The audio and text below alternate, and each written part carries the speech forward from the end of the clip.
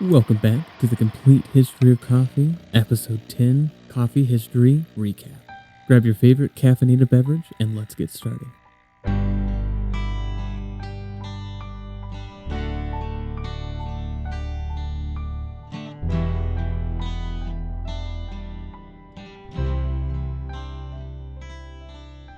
We have on Julian Gunther on our podcast today. You guys might remember Julian. He was a guest on our Ukraine episode. How you guys doing? Julian over here is also going to start helping me with a little bit of research on tea history, and he's going to be working on some of our future projects, some of our fictional history stuff, or a little bit of our discussion episodes. Right now, we have a French roast from Michael Thomas right here, as you can see. We're going to go ahead and pair this with a cracker with some chocolate and caramel on it. And then later, we're going to add some steamed milk. So we're going to make it into a cafe au lait. We're being really French today. Oui, oui. So we're going to start with smelling it. What do you get on the smell? You know, I kind of got a bit of a sweet smell to it. I was going to say it's a little sweet. Yeah. A little roasty. Yeah. A little sweet. Not super, strong and bitter. No. Just a little bit of something. I can't tell if it's chocolatey or what it is. That's a good Certainly a sweet, though. Yeah. So we're going to slurp it. That's definitely a dark roast. Yeah. It's not bitter, but there's almost like an initial bitterness, and then when it fades away, the aftertaste, you get a little bit of that sweet too. Actually, yeah, it's very, very enjoyable. It's not very bitter. Very smooth. Very, very smooth. Okay, so we're gonna pair it because when you pair it, you can kind of get a little bit of the notes that are kind of hidden in there. Oh, thank you, sir. Combined with the food. Oh, for sure. Oh yeah. You get like the caramely chocolate notes and the coffee now. It increases everything with this. Wow. Is this the first time you've done a coffee pairing? With that, yeah. Or like any coffee pairing? Oh, wow. I took a drink just now, and I have still some of the cracker with the chocolate and stuff in my mouth, and it hit. The cracker's adding an interesting flavor to it too, though. Yeah, it's so good. That is pretty good. Okay, before you drink all the coffee, though, we still got to add milk to it. Looking a little full, but there you go. Let's try that. So let's start with a little smell. Probably going to cover up some of the smell, I imagine. Yeah. I don't get a lot more dull. Yeah, I don't get it. You still get a little bit of that roasty. Yeah. A little bit of sweet. I think the milk adds a kind of sweetness. It does. To the smell, though. For sure. It really doles out the coffee a lot. Yeah. Oh, yeah. I mean, I see why, if you're not a big coffee person, this might be better. Because you're like, it doesn't taste like coffee. Well, you know me. I'm a big coffee person. I'm a big coffee fan. So, I mean, I like my coffee in different ways. And this is really nice. Pretty creamy. It definitely mellows out that bitterness. There's really no bitterness now. Not at all. But it's hard to get a lot of the flavors of the coffee. Kind of like a latte, I guess. Yeah. But it's not the same as a latte. I don't know how to describe it. It kind of tastes like watered down coffee. It does. A little bit. It does. Creamy. I was thinking about that too. A little watered down. Yeah. I'm going to try with this. Yeah. See what that does. I'm going to finish off mine here. A little cracker piece. Honestly, I feel like I preferred it before. I did too. But I don't know. The milk does kind of work with it's the chocolate. It's like a bit of a creamy, the milk gives it a bit of more of a creamy texture. But it just doles out the flavor.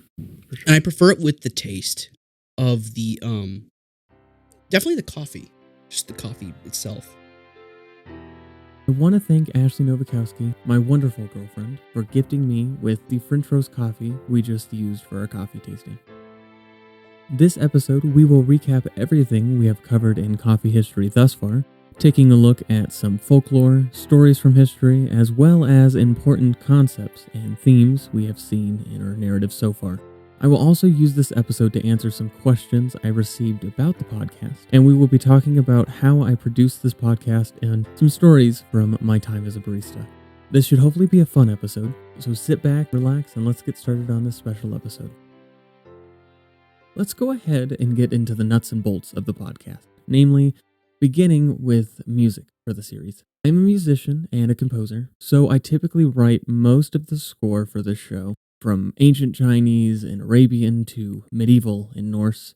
But there are some soundtracks and audio I use from royalty free sites, as well as the occasional contemporary song from modern pop artists. In regards to researching, writing, and recording for this show, I use primarily books and scholarly articles for my research, with a couple of primary sources from the given periods we are covering. I usually write my notes in a rough draft format of the script, and then I rearrange everything and edit it all together, adding in additional research from online sources from any information which needs to be checked or expanded upon. My girlfriend then reads the script if she has time, and she gives me back notes. While these are usually just simple grammatical issues or recommendations to simplify some of the terms and information, she is responsible for the superpowered goat herder in the show, as she suggested I make the first episode more interesting and a little less history major oriented, and as a result, I began throwing some humor into the show. As far as equipment goes, I was using a Rode Pod mic for the first few episodes, which, although an amazing mic for the cost, it does make a weird buzzing noise. So now I upgraded to the Shure SM7B, which is known by many podcasters and producers as an industry standard. Producing takes place using Logic Pro, and then I use iMovie for most of my video editing as an actor and director. So, having enjoyed learning about history and doing entertainment, my career as an actor and a musician led me into podcasting. I have always loved history, beginning with ancient Egypt and Rome as a kid, later diving into World War II around middle school, finding a love for pre-modern world history from Mesopotamia to Mesoamerica in high school, and focusing on ancient history, pre-colonial Latin America, and British history in college.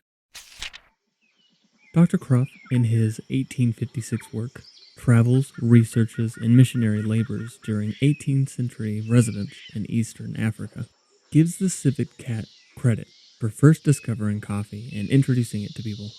He tells us the civet cat carried coffee seeds from Central Africa to Ethiopian highlands, where it was first cultivated.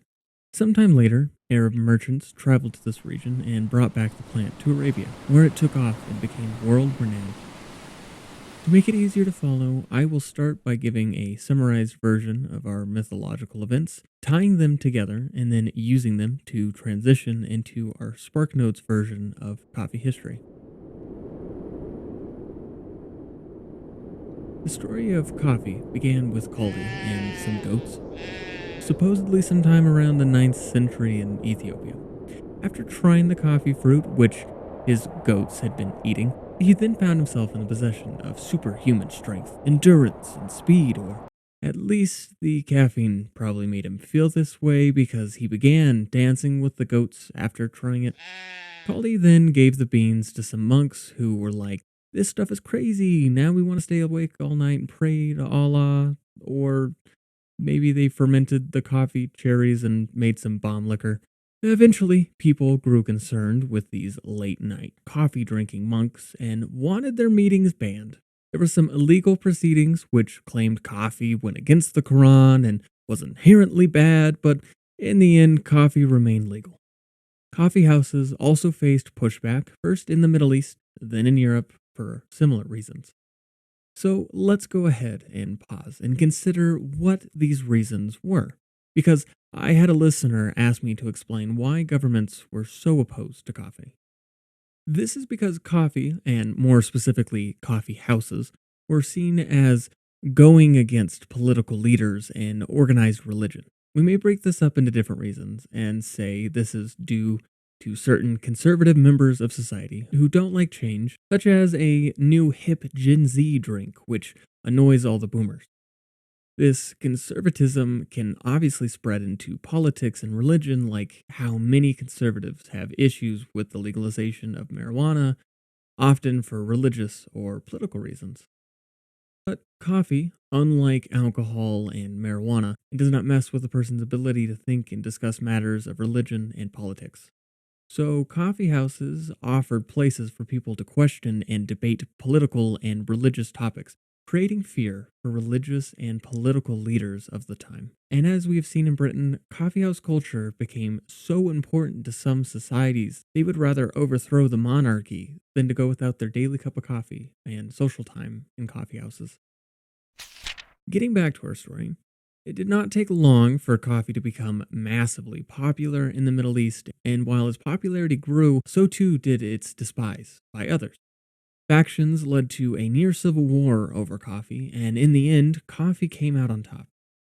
In Europe, people began hearing of this mythical bean and so wanted to try it for themselves. Italy was the first to receive coffee through the port of Venice, and then other parts of Europe soon followed. Before long, coffee spread like wildfire across Europe, namely to England, France, Germany, Austria, and the Netherlands. Yemen worked hard to hold its monopoly on coffee and was able to maintain this hold for quite some time, but eventually a Muslim pilgrim named Baba Budan was able to sneak coffee beans out and planted them in India. Once coffee escaped Yemen, it would soon be grown in Java and then later in places like the Caribbean and Brazil. Coffee houses in Europe stirred up political and religious pushback, just like in the Middle East. People said it was the devil's drink and was satanic, until Pope Clement was like, nah, it's actually pretty good. Political leaders in response, like Germany's Frederick the Great, was like, coffee ain't actually all that great, and King Charles II of England felt the same way. So they both had coffee banned. Charles did this because he didn't like the political conversations going on in coffee houses, while Frederick did it to support homegrown goods, such as chicory. Venice's first coffee shop took on the name after which drink it sold, becoming a place of intellectualism as well as a place of gambling by Venice's elite. Coffee swept across Italy to Verona, Milan, and Turin. Italian coffee houses were usually elegant buildings. Coffeehouses took off in Austria, while the Netherlands sought to be the main supplier of coffee to Europe. In most of Europe, including Eastern European countries like Ukraine, coffee became a drink of the upper class, although France and England saw pushback against this.